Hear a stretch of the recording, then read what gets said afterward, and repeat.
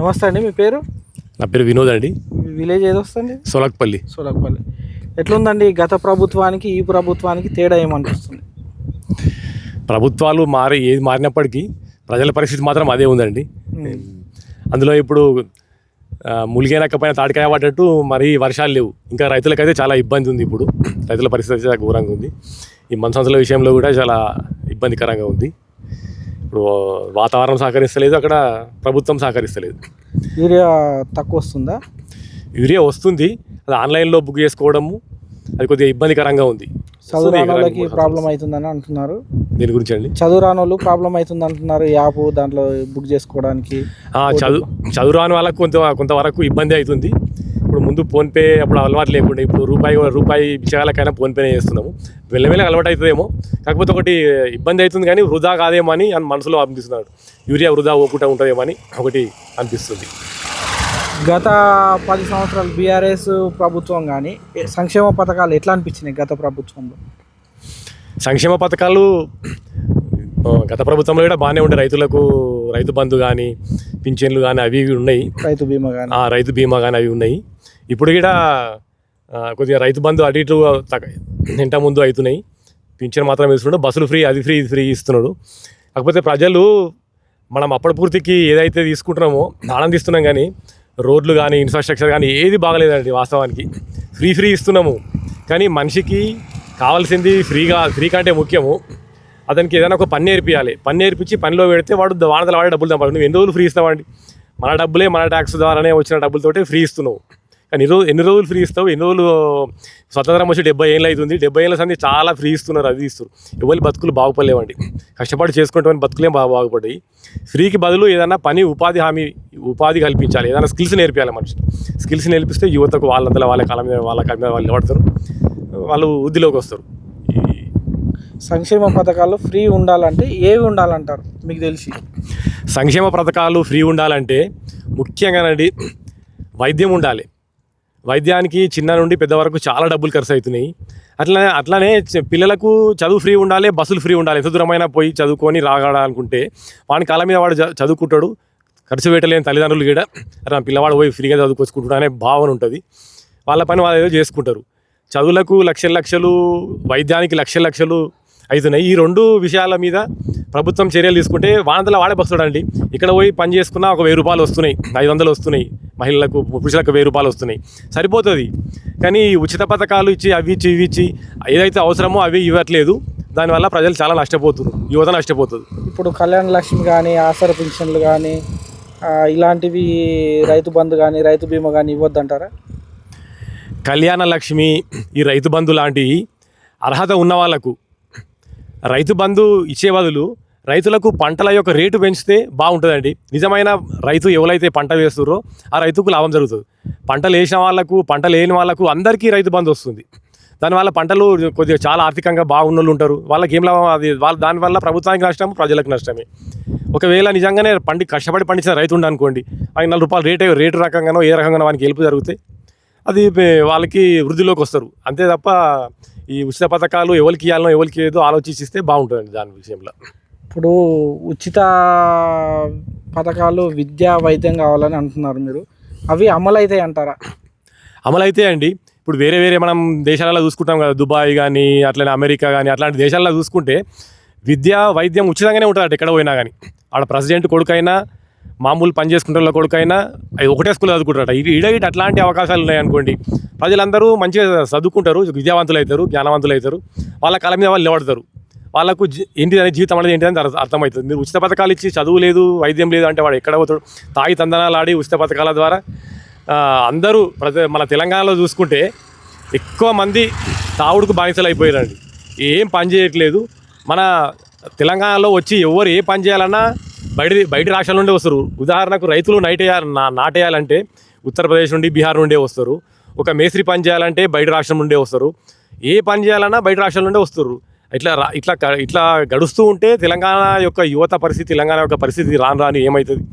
అప్పుల ఊబిలో మునిగిపోతుంది తప్ప, అప్పుల ఊబిలో మునిగిపోవడమే కాకుండా ప్రజలు పూర్తిగా ఏం చేతగాని వాళ్ళగా అయిపోతారు. ఏం చేయలేరు, రేపు పొద్దుగా ఏం ఫ్యూచర్లో ఏం చేసుకోలేరు పరిస్థితి వస్తుంది.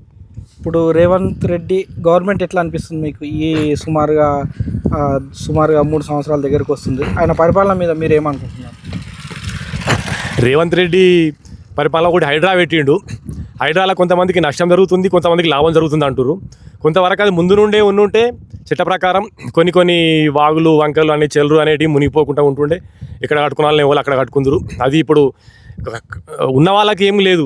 పేదవాడు కట్టుకున్నాడు ఎవరైతే కట్టుకున్నారో వాళ్ళకి చాలా ఇబ్బంది అవుతుంది. హైడ్రాలో కట్టుకున్న వాళ్ళు వాళ్ళ ఆస్తులు కూడా పెట్టుకొని మొత్తం వాళ్ళ జీవితం మొత్తం అలా పెట్టుకొని ఆ ఇండ్లు కట్టుకున్న వాళ్ళకి నష్టం అవుతుంది హైడ్రా పరంగా. అట్లే ఉచిత పథకాలలో ఈ బస్సు మహిళలకు అవసరం లేదండి.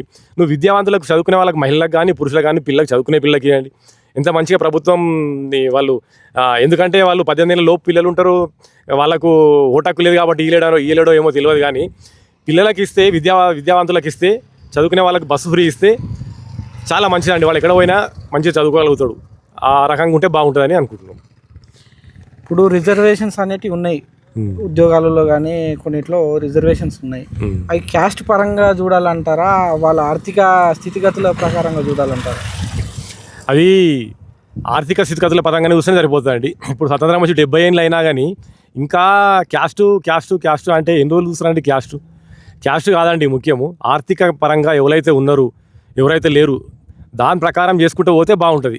ఇట్లా మనం ఎన్ని రోజులు ఇచ్చినా ఇప్పుడు ఉదాహరణ తీసుకుంటే దామోదర్ రాజనరసింహ గారు వారు ఉప ముఖ్యమంత్రి, వారికి రిజర్వేషన్ అవసరం లేదండి. వాళ్ళకి ఏదో ఒక కలెక్టర్ ఉంటారు, వాళ్ళకి రిజర్వేషన్ అవసరం లేదు. ఒక డిఎస్పీ ఉంటారు, వాళ్ళకి రిజర్వేషన్ అవసరం లేదు. ఆ రిజర్వేషన్ వేరే వాళ్ళకన్నా వర్తిస్తుంది, అర్హత ఉన్న వాళ్ళకి వర్తిస్తుంది. ఆ రకంగా ఆర్థికంగా ఎవరు లేరో వాళ్ళకు ఉంటేనే దేశం ముందుకెళ్తుందని, అది అవసరం లేదని అనిపిస్తుందండి. ఇప్పుడు రాజకీయ నాయకులు వంశపారంపర్యాలుగా వాళ్ళ వారసులు వచ్చి రాజ్యం వెళ్తున్నారు, అంటే ప్రభుత్వాలు నడిపిస్తున్నారు. దీనిపైన మీరేమంటారు? రాజకీయం అనేది వారసత్వ సంపదన? రాజకీయం అనేది మీరు అన్నట్టు వారసత్వ సంపద లెక్కనే అయిపోయింది. ముఖ్యంగా దేశం నుండి చూసుకుంటే, దేశంలో ముందు చూసుకుంటే నెహ్రూ ప్రధానమంత్రి, దేశానికి మొదటి ప్రధానమంత్రి. తర్వాత కాలక్రమేణా ఇప్పుడు ఇందిరాగాంధీ కొన్నేళ్ళు చేసింది, రాజీవ్ గాంధీ కొన్నేళ్ళు చేసింది, తర్వాత సోనియా గాంధీ ఆధ్వర్యంలో మన్మోహన్ సింగ్ చేసిండు. ఒక కుటుంబమే మన దేశాన్ని ఇంచుమించు 50-60 సంవత్సరాలు పరిపాలించింది. మనం అంబేద్కర్ గారు చెప్పినట్టు ప్రజల కోసము ప్రజల చేత ఎన్నుకోబడ్డ వాళ్ళని ప్రజల కొరకు ఎన్నుకోబడాలని చెప్పి ఆయన వారి రాజ్యాంగంలో రాసిపోయారు. కానీ వారు ఆశించినట్టు, వారు చెప్పినట్టు ఇక్కడ జరిగిందండి. రాజుల పరిపాలన జరిగింది. వెనకడికి పూర్వం రాజులు ఉండేవారు, తాత, తర్వాత తండ్రి, తర్వాత కొడుకు, మనమడిట్లా అయ్యేవారు. ఇప్పుడు గిట మన దేశం లోపల భారతదేశాన్ని ఒకటే కుటుంబం పరిపాలించి 50-60 సంవత్సరాలు ఒకటే కుటుంబం పరిపాలించింది. అలా కాకుండా మంచి వ్యక్తులకు, విద్యావంతులకు, ప్రజల కోసం సేవ చేసే వాళ్ళకు అవకాశం ఇస్తే బాగుంటుందని కోరుకుంటున్నాను. రాజకీయం అనేది సేవతో కూడుకున్నదా, లేకపోతే ఉద్యోగమా, లేకపోతే బాధ్యతనా?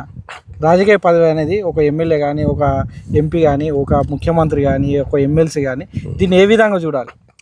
రాజకీయం అనేది ఎవరికైతే కొంతమందికి కొన్ని హ్యాబిట్స్ ఉంటాయండి. సేవా గుణం ఎవరికైతే ఉంటుందో, సేవ చేయాలి, ప్రజల కోసం చేయాలనుకుంటారో, నా దేశం డెవలప్ కావాలి, నా ప్రజలు డెవలప్ కావాలి, నా రాష్ట్రం డెవలప్ కావాలి, ఇట్లా అనుకున్న వాళ్ళు మాత్రమే రాజకీయంలోకి రావాలండి. అట్లా వచ్చినప్పుడే ప్రజలకు మేలు జరుగుతుంది, నీకు గౌరవం ఉంటుంది, దేశం ఒక ఉన్నత స్థితిలోకి పోతుంది. అలా కాకుండా తక్కువ సమయం లోపల ఎక్కువ డబ్బు సంపాదించాలంటే పెట్టుబడి లేకుండా 1 man army అన్నట్టు ఒకలే వచ్చి రాజకీయంలో ఏదో బాగా సంపాదించుకొని పోవాలి 5-10 సంవత్సరాలు 20 సంవత్సరాల అని అట్లా తయారైపోయింది. కానీ అది 100% మన రాజ్యాంగానికి విరుద్ధం, మన అంబేద్కర్ కళలకు విరుద్ధం అని నేను అనుకుంటున్నాను. ఇప్పుడు ఒక్కసారి ఎమ్మెల్యే గెలిచిన వాళ్ళు కానీ ఎంబటే ఒక 3-4 కోట్ల కారు తెచ్చేసుకొని బెంచ్ కార్లు అట్లా పెద్ద కార్లు తెచ్చుకుంటున్నారు. దీనిపైన మీరు ఏమంటున్నారు? అదంటే ఓన్లీ సంపాదన కొరకేనా, పదవిలు అనేటివి ఎట్లా చూస్తారు మీరు? పదవులు అనేటివి ఎందుకంటే పూర్వం రాజులు, మహారాజుల కాలంలో కూడా కిరీటాలు ధరించి వాళ్ళ వెనక 4 భటులు ఉండి అట్లా ఒక మెయింటైన్ చేసేవారు. ఇప్పుడు కూడా రాజకీయం అంటే అట్లనే అయిపోయింది. వాళ్ళు ఎంబడి 10 మంది పోలీసు వాళ్ళు ఉండడము, 10 మంది పోలీసు వాళ్ళు ఉండడం, వీళ్ళకు పెద్ద మూతవారు 10 మంది కార్యకర్తలు 10 కాళ్ళు వేసుకొని తిరగడము, ఇదే అయిపోయింది తప్ప ప్రజల కోసం సేవ చేద్దామనేది ఎవరికి లేదు. పెద్ద 4 కోట్ల కారు, 5 కోట్ల కారు తిరగడం వల్ల ప్రజలకి ఏమైనా వస్తుందా అండి? నీ అంతలో నువ్వు ప్రజల మీద ఏదో రకంగా సంపాదించుకున్న డబ్బులే తప్ప ఇవి ప్రజల కోసం చేసింది ఏం లేదు, ప్రజలకు ఒరిగేది ఏం లేదు. దానివల్ల ప్రజలు కూడా దీని విషయంలో ఆలోచించాలి. ఏ నాయకుడు మన కోసం చేస్తున్నాడు, ఏ నాయకుడు తన కోసం చేస్తున్నాడు అనే దాని మీద ప్రజలు కూడా ఆలోచించి ఓటు వేయాల్సిన పరిస్థితి ఉంది. ఇప్పుడు రాజకీయ నాయకులకి లక్షల జీతాలు వస్తున్నాయి, అయినా వీళ్ళు ఇట్లా సంపాదించుకుంటున్నారంటే మీరు దీని గురించి ఏమనుకుంటారు? మనం రాజకీయ నాయకులకు వాళ్ళకు ఇప్పుడు ఎమ్మెల్యే గారికి వాళ్ళకి వీళ్ళకి జీవితాంతం పింఛను, ఒకసారి ఎమ్మెల్యే అయితే జీవితాంతం పింఛను, మళ్ళీ వాళ్ళకు లక్షల లక్షల సాలరీలు, వాళ్ళు దాన్ని సర్ది పెట్టుకొని వాళ్ళ యొక్క జీవనం గడుపుకుంటే ఏం కాదు. వాళ్ళ తరమే కాకుండా వాళ్ళ కొడుకుల తరము, మనమల తరము, ఈ తరాలన్నీ తరతరాలుగా బతికేటట్టు ఒకటే సంపాదించి పెట్టిపోతే ఎంత సంపాదించినా వాడు మట్టిలోనే పోవాల్సింది. ఇవ్వని కష్టం వాడు చేసుకుంటాడు. ఇప్పుడు ఉదాహరణకు ఒక బిల్ గేట్స్ ఉన్నాడు అనుకోండి, ఆయన ఆస్తి మొత్తం పూర్తిగా పిల్లలకు లేకుండా ట్రస్ట్కే రాసిచ్చిండట. ఒక రతన్ టాటా ఉన్నాడు అనుకోండి, ఆయన ఆస్తి మొత్తం 90% ట్రస్ట్లకు రాసిచ్చిండు. ఇట్లాంటి భావన లేదు వీళ్ళకి రాజకీయ నాయకులకు లేదు. వాళ్ళే సంపాదించుకొని వాళ్ళ పిల్లలు, వాళ్ళ మున్మన్మలు ఇది కాకుండా కొద్దిగా ప్రజల గురించి ఆలోచించి ప్రజల కోసం చేసే వాళ్ళు ఉంటే దేశం బాగుంటుంది, ప్రజలు బాగుపడతారని కోరుకుంటున్నారు. గత 10 ఏళ్ళ బీఆర్ఎస్ పాలన గురించి మీరేమంటారు? బీఆర్ఎస్ పాలన లోపల కేసీఆర్ ఆయన తీసుకున్న నిర్ణయాలు మంచియే, కానీ వారి వెనకాల ఉన్న వాళ్ళ కుటుంబ సభ్యులు కానీ పార్టీ వాళ్ళు కానీ ఏం చేసిరంటే హైఫై చేసేసారు మొత్తం. ఏడపోయినా అప్పుడు ఓటేయాలంటే ఒక మంచి మర్యాదతోటి వేసేవాళ్ళు ఓటు. డబ్బులు ఎక్కువ విపరీతంగా డబ్బులు ఖర్చు చేసి బీర్లు ఇచ్చి, బిర్యానీలు ఇచ్చి, మంది ఇచ్చి ఏదో రకంగా గెలిచిరండి అనే స్థితికి చేరుకుంది.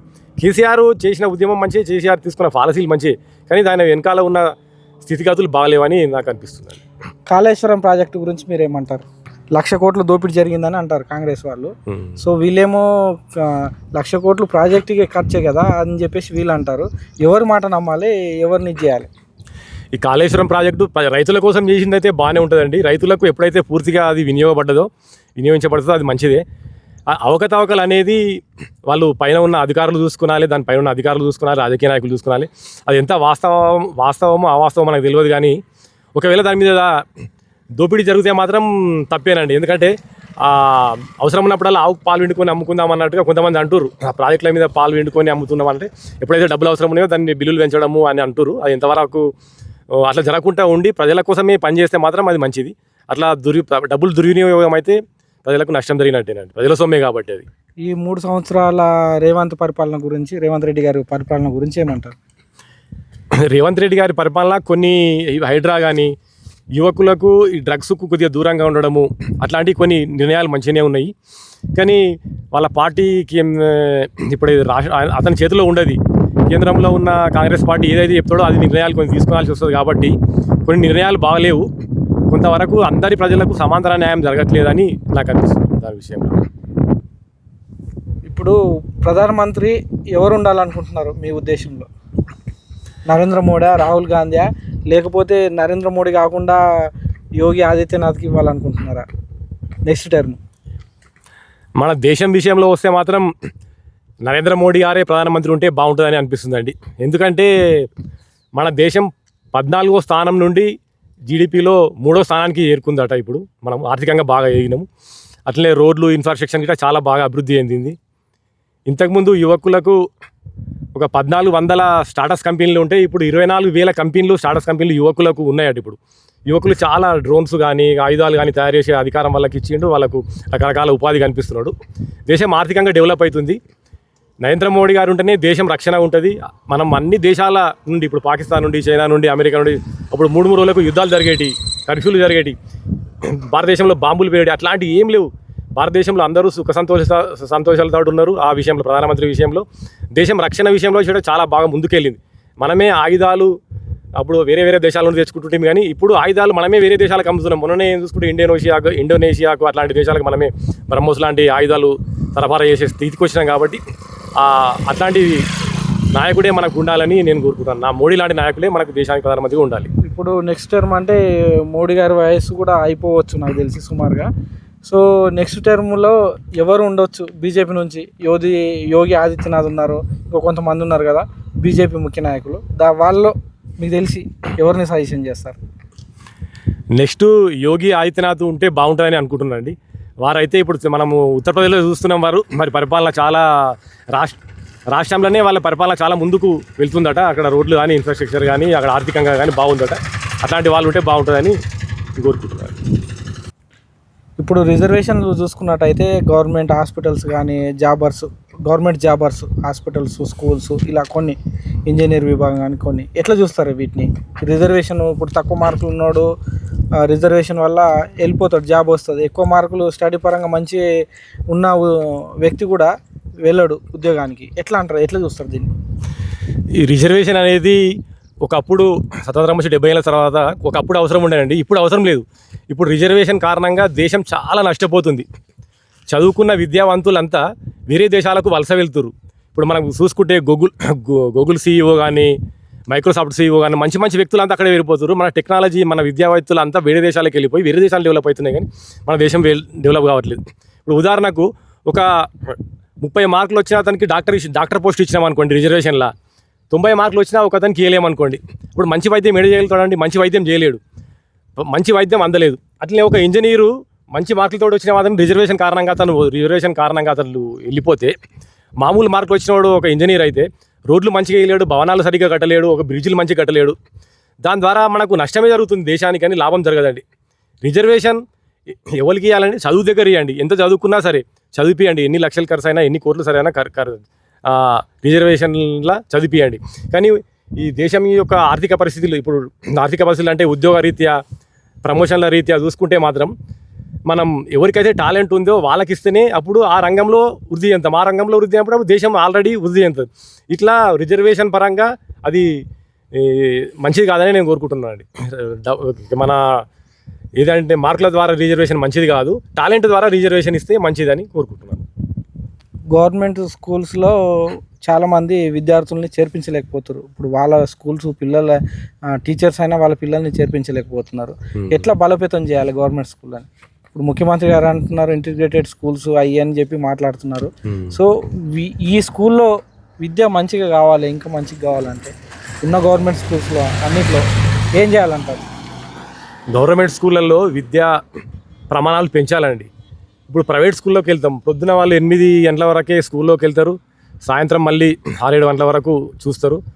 మళ్ళీ ప్రతి పిల్లవాడిని మీద దృష్టి పెట్టి వాళ్ళు పూర్తి జాగ్రత్తలు తీసుకుంటారు. అయితే ఇక్కడ మన గవర్నమెంట్ స్కూళ్ళల్లో ఇట్లా గవర్నమెంట్ మంచిగానే చేస్తుంది. ఒక పిల్లవాని మీద 80,000 ఖర్చు పెడుతుందంటే, ఒక పిల్లవాని మీద 80,000 రూపాయలు ఖర్చు చేస్తుంది సంవత్సరానికి. అట్లా అది ఒక పూర్తిగా అందులో ఉన్న టీచర్లు కానీ, అందులో ఉన్న వ్యవస్థ కానీ పూర్తిగా వాళ్ళకి టెక్నాలజీ ఉపయోగించి పిల్లవాడిని పూర్తిగా బాధ్యత తీసుకొని పిల్లవానికి మంచి చదువుతుండా లేదా అనేది అన్ని రంగాలలో అతనికి ఉపాధి అన్ని రంగాల్లో నేర్పగలిగితే గవర్నమెంట్ స్కూలే మంచి. ఎందుకోసం అంటే గవర్నమెంట్లోనే మంచి చదువుకున్న విద్యావంతులు వస్తారు, చదువుకున్న వాళ్ళు వస్తారు. వాళ్ళు టీచర్లు కానీ, రాజకీయ నాయకులు కానీ, ఇంకా పై అధికారులు కానీ ఎవరైనా సరే గవర్నమెంట్ స్కూళ్ళనే వాళ్ళ పిల్లలను చదివించి ఆ రకంగా చేస్తే గవర్నమెంట్ స్కూళ్ళు ముందుకెళ్తాయి, ఇంకా చాలా బాగుంటుంది, అందరికీ మంచి విద్య దొరుకుతుంది అనేది నాకు అనిపిస్తుంది. ప్రభుత్వ ఆసుపత్రులు కూడా అట్లనే సరిగా సౌకర్యాలు సదుపాయాలు ఉండలేకపోతున్నాయి. ఎందువల్ల, ఏం చేయాలి దానికి? ఈ గవర్నమెంట్ హాస్పిటళ్ళలో చాలామంది పేదవాళ్ళే పోతుంటారు. పూర్తిగా అక్కడ మనం ఏదైనా ప్రైవేట్ హాస్పిటల్కి పోతే నిమిషాలల్లా గంటలల్లా సమస్యకు పరిష్కారం జరుగుతుంది. గవర్నమెంట్ హాస్పిటల్లో పోయినప్పుడు ఏమవుతుందంటే లేటుగా జరుగుతుంది.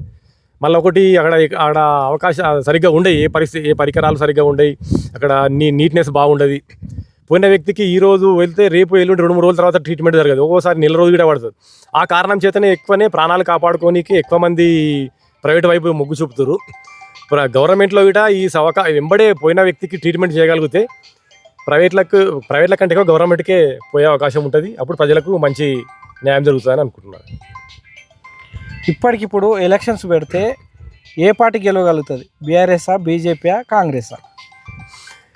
ఇప్పటికిప్పుడు ఈ పరిస్థితుల్లో ఎలక్షన్ పెడితే కొంతమంది బీజేపీ అంటారు, కొంతమంది టీఆర్ఎస్ అంటారు. నా అభిప్రాయం గిట్ట అట్లనే వస్తుంది, ప్రజలు అట్లా అనిపిస్తుంది. టీఆర్ఎస్ కానీ బీజేపీ కానీ వచ్చే అవకాశం ఉంది అని అనుకుంటున్నాం. బీఆర్ఎస్ కానీ బీజేపీ కానీ వస్తుందని కోరుకుంటున్నాం. ఓకే. ఇప్పుడు రేవంత్ రెడ్డి గారు నేను ఇంకా 2034 వరకు నేనే ఉంటాను అంటున్నాడు. మీరేమో మీ అభిప్రాయం ఉంది, ఎట్లా అంటారు దీన్ని? వాళ్ళు ప్రజలలో వచ్చిన అభిప్రాయం, నా అభిప్రాయం తీసుకుంటే మాత్రం ఈసారికే ఎక్కువ గగనమైపోతుందండి వారు వచ్చేది. మళ్ళీ నెక్స్ట్ అంటూ ఇక అది తిరిగి రాదనుకుంటున్నాను నేనైతే. ఇక రేవంత్ రెడ్డి పరిపాలన రాదు. ఇక ఇప్పుడు మీ విలేజ్ సోలకపల్లి కదా, ఇది ఏ నియోజకవర్గంలో ఉంది? ఇది పటాన్చెరు నియోజకవర్గంలో ఉంది. ఇది మనకు సిటీకి చాలా దగ్గర నియోజకవర్గం. అయినప్పటికీ ఇక్కడ రోడ్లు పూర్తిగా అధ్వానంగా ఉన్నాయి. మేము ఒక 3-4 సంవత్సరాల సంది రోడ్లు లేక చాలా బాధలు పడుతున్నారు. ఉపాధి అవకాశాలు ఇప్పుడు నర్సాపూర్ నుండి మాకు పటాన్చెరు వరకు బస్సు వెళ్తుండే. ఆ మధ్యలో చిన్న చిన్న గ్రామాల నుండి మహిళలు, పెద్దవాళ్ళు, చిన్నవాళ్ళు, యువకులు, చదువుకునే వాళ్ళు, పనికి వెళ్ళేవారు చాలామంది బస్సుకి వెళ్తారు. హాఫ్ అన్ అవర్కి ఒక బస్సు వస్తుండే. అది ఇప్పుడు పూర్తిగా బంద్ అయిపోయింది. ఒక ట్రిప్ మాత్రమే వస్తుంది బస్సు. అది ఒకసారి 2 సార్లు మాత్రమే వస్తుంది. దానివల్ల ఎంతోమంది ఉపాధి కోల్పోతారు. సిటీ దగ్గర ఉంది కాబట్టి చాలామంది పల్లెటూళ్ళ నుండి వచ్చి ఉపాధికి వెళ్ళేవాళ్ళు ఇట్లా చాలా నష్టపోతున్నాం రోడ్లు లేక. దయచేసి ఏ ప్రభుత్వం ఉన్నప్పటికీ రోడ్లు వేస్తే రోడ్లు బాగుంటాయి. రోడ్లు బాగాలేవండి. మాకు ఉపాధి కోసం మేము వెళ్ళాలంటే రోడ్లు బాగుండాలి. రోడ్లు బాగుంటే బాగుంటుందని కోరుకుంటున్నాం. ఇప్పుడు ఫ్రీ బస్ ఉంది కదా, రాలేకపోతుందా? ఫ్రీ బస్సు పల్లె వెలుగు బస్సులు అయినా రాలేకపోతున్నాయా? ఎక్స్ప్రెస్లు అయినా రాలేకపోతున్నాయా మా గ్రామానికి? రోడ్లు బాగాలేని కారణంగానో ఈ ఉచిత పథకాల కారణంగానో కానీ బస్సులు మాత్రం రావట్లేదండి. పూర్తిగా బంద్ అయిపోయినాయి. హాఫ్ అన్ అవర్కి ఒక బస్సు వచ్చేది. ఇప్పుడు రోజుకు 2 బస్సులు మాత్రమే వస్తున్నాయి. దాని ద్వారా సామాన్యులు చాలా ఇబ్బంది పడుతున్నారు. ఒక స్థాయిలో ఉన్న వాళ్ళు వాడు బండి మీదనో కార్లోనో వెళ్తాడు, కానీ సామాన్యులు బస్సులో వెళ్ళేవి రోజు కూలి నాలి చేసుకునే వాళ్ళకి చాలా ఇబ్బంది అవుతుంది. రోడ్లు మంచిగా ఉంటే బస్సులు పంపిస్తే ప్రజలకు మంచి ఉపాధి అవకాశాలు దొరుకుతాయి. ఇప్పుడు మీ విలేజెస్ మొత్తం మున్సిపల్లో కలిసినాయి కదా, ఎట్లుంది పరిపాలనా విభాగం? ఎట్లుంది? ఇంతకుముందు సర్పంచ్లు, ఉప సర్పంచ్లు, వార్డు మెంబర్లు అట్లా ఉంటుండే కదా, ఇప్పుడు అట్లా లేరు కదా, ఎట్లుంది అసలు? ఈ కౌన్సిలర్లు మన ఎప్పుడైనా మా గ్రామం ఎప్పుడైతే మున్సిపాలిటీలో కలిసిందో మేము స్వతంత్రమే కోల్పోయినాం అనుకుంటున్నామండి. ఎందుకంటే గ్రామాలు స్వరాజ్యంగా ఉన్నప్పుడే గ్రామాల అభివృద్ధి చెందుతాయనే అర్థము. ఇప్పుడు కౌన్సిలర్లు వచ్చినాక అసలు ఏ అధికారము ప్రజలకు ఎవరి దగ్గరికి పోయి అడగాలి, ఏం అడగాలి అనేది తెలియకుండా పోయింది. చిన్న మోరీ ఉన్నా, చిన్న రోడ్డు ఉన్నా, చిన్న పనులు ఉన్నా, ఎవరైనా ఇల్లు కట్టుకుందాం పర్మిషన్ అన్నా, ఇంకేదైనా కరెంటు తీసుకుందామన్నా చాలా ఇబ్బందులు అయిపోయినాయి. మున్సిపల్ ఆఫీస్ వెళ్ళాల్సి వస్తుంది. వాళ్ళు రకరకాల రూల్స్, చట్టాలు చెప్తున్నారు. దాని ద్వారా ఒక్క పని జరగట్లేదు. అట్లే ఇంటి పన్నులు కానీ, నల్ల బిల్లులు కానీ ఇవన్నీ పెరిగిపోయినాయండి. ప్రజలకు చాలా ఇబ్బందుల పాల్గొరు అవుతున్నాం. ఎందుకంటే మేము సిటీలో కలిసి నిజంగానే సిటీలో ఉన్నాం అంటే ఏం కాదు. పల్లెటూళ్ళు ఇప్పుడిప్పుడే వ్యవసాయం చేసుకునే పల్లెటూళ్ళు, ఇప్పుడిప్పుడే ఆర్థికంగా నిలదొక్కునే పల్లెటూళ్ళు ఇవి. అట్లాంటిది మున్సిపల్లో కలవడం వల్ల స్వతంత్రమే పోయినట్టు అయిపోయింది మాకు. పల్లెటూళ్ళకు చాలా ఇబ్బందిగా ఉంది మాకు, సొలగపల్లి గ్రామానికి మాత్రం. ఇప్పుడు ఇండ్ల పరిస్థితినా ఇంకేదన్నా ఉందా? ఇంకా మొత్తం ఏదన్నా ఏ పనులు కావాలన్నా వాళ్ళతో వెళ్ళి పలానా డిపార్ట్మెంట్ కావాలి అది అని. ఇంతకుముందు అయితే వార్డు మెంబర్లకి కానీ, సర్పంచ్లకు కానీ, ఉప సర్పంచ్లకు కానీ చెప్పుకునే వాళ్ళు కదా, విఆర్ఓలు ఉన్న వాళ్ళకి చెప్పేవాళ్ళు. అయితే ఇంతకుముందు సర్పంచ్లు ఉన్నప్పుడు ఏంటంటే మన ఇంట్లో మనిషి ఉన్నట్టు ఉంటుండే. వార్డు మెంబర్లు కానీ సర్పంచ్ ఉంటే అన్న మనకి సమస్య వచ్చింది అంటే వాళ్ళే దగ్గర ఉండి వాళ్ళు ఏదో ఒకటి చేసేవాళ్ళు. ఇప్పుడు అట్లాంటి పరిస్థితులు ఎవరికి చెప్పుకున్నా గిట్ట మాకు ప్రజలకు అర్థమవుతలేదు. ఇప్పుడు కౌన్సిలర్లకు చెప్తే వాళ్ళు అక్కడ వాళ్ళు గిట్ట ఏం పనులు చేయలేకపోతారు. మా తోటి కాదు, కమిషనర్ ఉంటారు, కమిషనర్ చేయాలి, అది చేయాలి, ఇది అని చెప్తారు.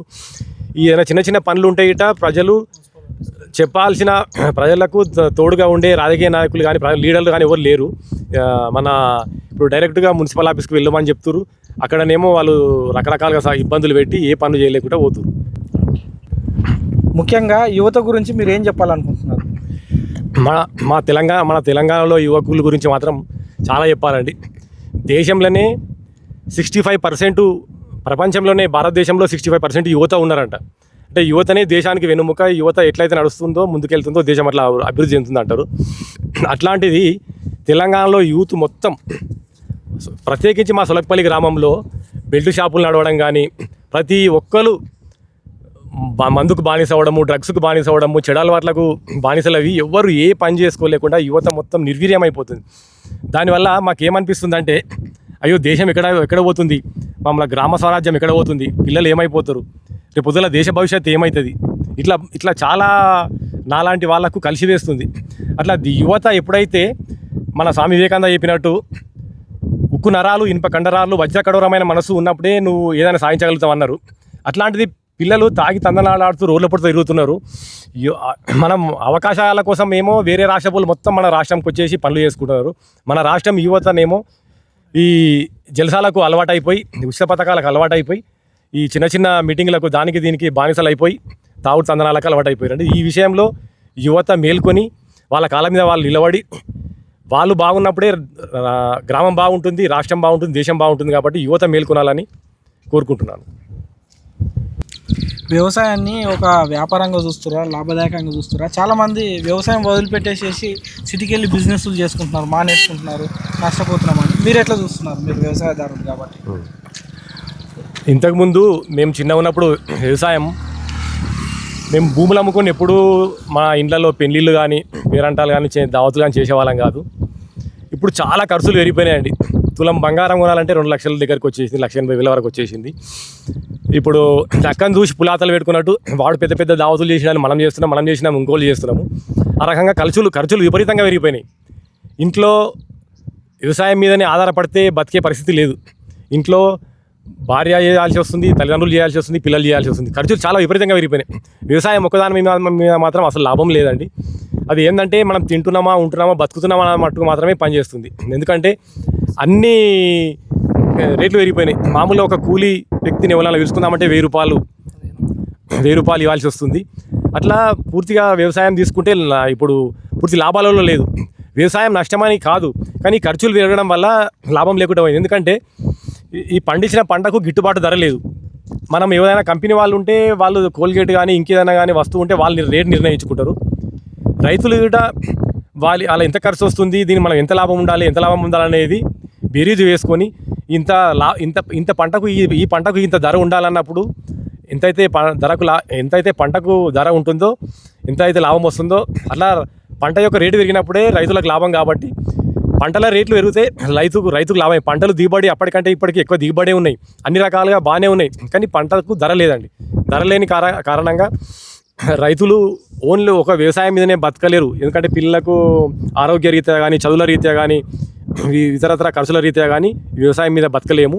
వ్యవసాయంలో చాలా ఇబ్బంది ఉండే వ్యవసాయంతో పాటు రకరకాల పనులు చేసుకుంటున్నారు, బయట పనులకు పోతున్నారండి చాలామంది రైతులు. ఇప్పుడు పెద్ద పెద్ద స్కూళ్ళు చూసుకుంటే, కాలేజీలు చూసుకుంటే, మన అట్లనే గవర్నమెంట్ హాస్పిటల్, మన ప్రైవేట్ హాస్పిటల్ చూసుకుంటే పెద్ద పెద్ద పొలిటీషియన్యే ఉంటాయి. ఇలాంటి పరిస్థితులలో ప్రజలకు ఎక్కడ న్యాయం జరుగుతుందండి? ఉదాహరణకు పేరు చెప్పలేను కానీ చాలామంది రాజకీయ నాయకులు, ఎంపీలు అయ్యి, ఎమ్మెల్యేలు అయ్యి పెద్ద పెద్ద ఇంజనీరింగ్ కాలేజీలు కానీ, హాస్పిటల్ కానీ ఉన్నాయి. సామాన్యునికి ఏడ న్యాయం జరుగుతుంది?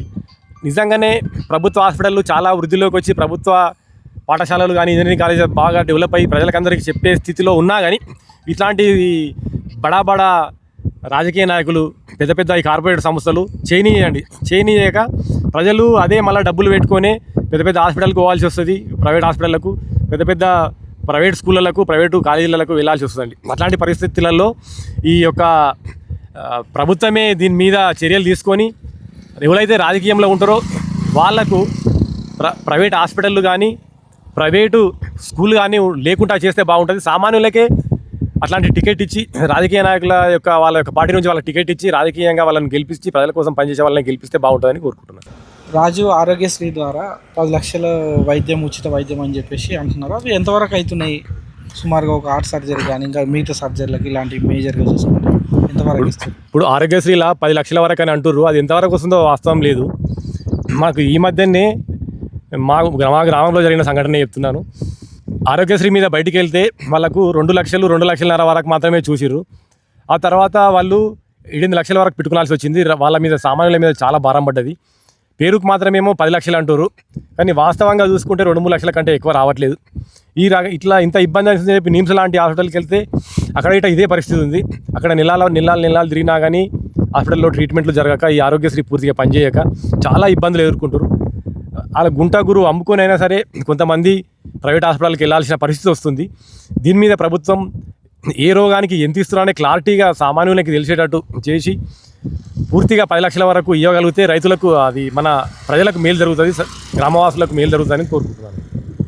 ఒక ప్రభుత్వ సంస్థ ఏది స్కూల్స్ కానీ, వాటి సౌకర్యాలు, వసతులు, ఒక ప్రభుత్వ హాస్పిటల్ కానీ వాటి వసతులు వచ్చి సౌకర్యాలు చూడాలంటే గవర్నమెంట్ నుంచి ఆఫీసర్స్ వచ్చి చూడరు.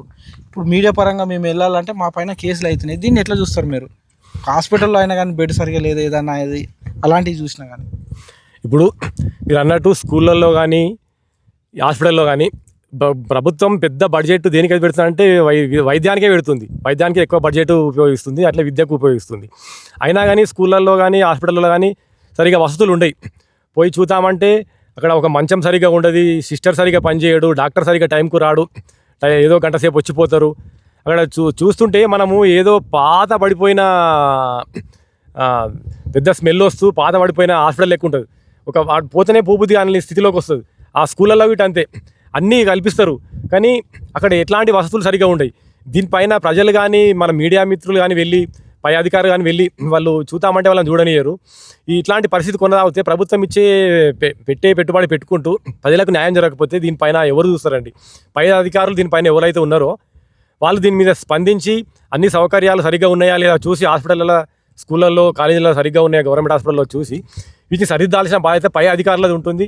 అంటే రాజకీయ నాయకులపై ప్రభుత్వంలో ఉన్న రాజకీయ నాయకులది ఉంటుంది. ఈ సోషల్ మీడియా వాళ్ళు గిట్ట దీనిపైన కొద్దిగా దృష్టి పెడితే బాగుంటుందని కోరుకుంటున్నాను. సోషల్ మీడియా వాళ్ళు వెళ్తే వాళ్ళపైన కేసులు అవుతాయండి. ఇలాంటివి వెళ్ళలేరు కదా, గవర్నమెంట్ ఏమో చేయదు. ఇట్లా అసలు వెళ్తే వాళ్ళు మా గవర్నమెంట్ని ఇట్లా చేస్తారు అట్లా చేస్తారు అది అని చెప్పేసి మాట్లాడతారు కదా.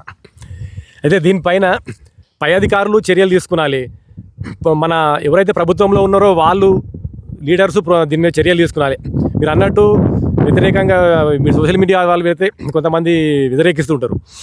అయినా కానీ మీరు ప్రజలకు తీసుకుపోవాల్సిన బాధ్యత మనది ఉంటుంది కాబట్టి కొద్దిగా గొప్ప ప్రజలకు తీసుకెళ్తే బాగుంటుంది ఈ విషయంలో. అప్పుడైతేనే ప్రజలకు పూర్తిగా వైద్యం జరుగుతుంది, మంచి ఉపాధి అవకాశాలు దొరుకుతాయి స్కూళ్ళల్లో అని నేను